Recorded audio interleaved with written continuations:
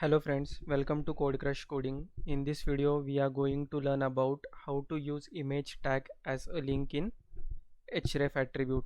So in the previous videos we have learnt about the anchor tag, also about the image tag. So in this video what we are going to learn, when we click on any image, so it should redirect us to another web page or another URL that we are providing. So let's check the syntax first. So we can also link an image with other page, or we can use an image as a link. To do this or to achieve this, we need to put image tag inside the anchor tag. So let's check the syntax.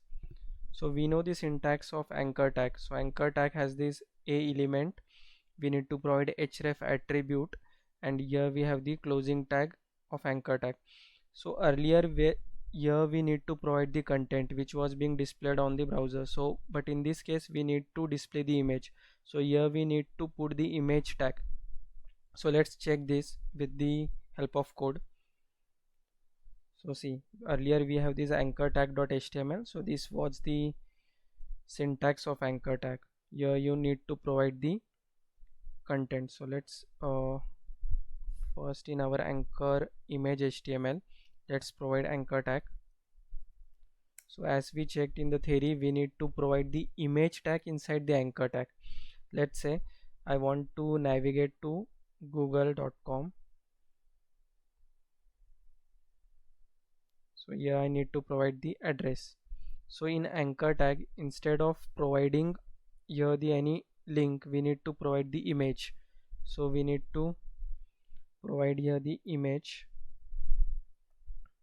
tag, and here you need to provide the address of your image. So I have my image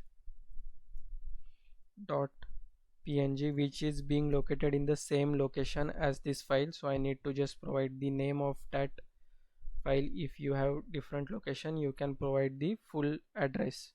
So let's save this, open in browser.